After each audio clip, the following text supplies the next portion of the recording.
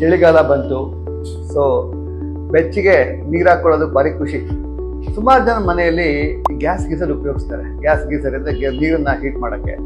ಅದರೊಳಗಡೆ ಒಂದು chemical release ಆಗುತ್ತೆ, ಅದಕ್ಕೆ ಹೆಸರು ಕಾರ್ಬನ್ ಮಾನಾಕ್ಸೈಡ್ ಅಂತ.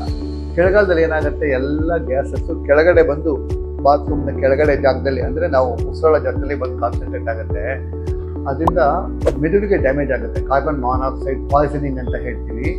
ಅದು ಮೆದುಳಿಗೆ ಡ್ಯಾಮೇಜ್ ಆಗಿ ಎಷ್ಟೊಂದು ಜನಕ್ಕೆ ಫಿಟ್ಸ್ ಬರೋದು, ತಲೆನೋವು ಬರೋದು, ಎಚ್ಚರ ಬೀಳೋದು, ಸುಮಾರು ಜನ ಸತ್ತೋಗಿದ್ದಾರೆ ಕೂಡ ಇದರಿಂದ. ಸೊ ಕೆಲವರಿಗೆ ಪರ್ಮನೆಂಟ್ ಡ್ಯಾಮೇಜ್.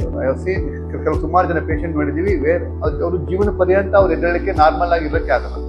ಇದಕ್ಕೆ ಸಿಂಪಲ್ ಸೊಲ್ಯೂಷನ್, ಒಂದು ಗ್ಯಾಸ್ ಗೀಸರ್ನ ಆದಷ್ಟು ಸ್ಟಾಪೇ ಮಾಡಿ, ನೀರನ್ನ ಕಾಯಿಸ್ಕೊಳ್ಳೋಕ್ಕೆ ಬೇರೆ ಉಪಯೋಗಿಸಿ, ಅಥವಾ ಅದೇ ನನಗೇನು ಬೇರೆ ಚಾಯ್ಸೇ ಇಲ್ಲ ಅಂದಾಗ ಅದನ್ನು ನೀರನ್ನು ಕಾಯಿಸಿ ನಂತರ ಹೋಗಿ ಸ್ನಾನ ಮಾಡಿ.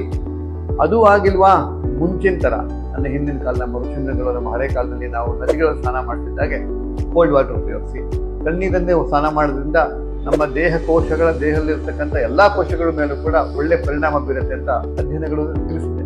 ಹೀಗಾಗಿ ತಣ್ಣೀರಲ್ಲೇ ಸ್ನಾನ ಮಾಡಿ, ಏನು ತೊಂದರೆ ಇಲ್ಲ, ಅದರಿಂದ ತುಂಬ ಸಹಾಯ ಕೂಡ ಆಗುತ್ತೆ.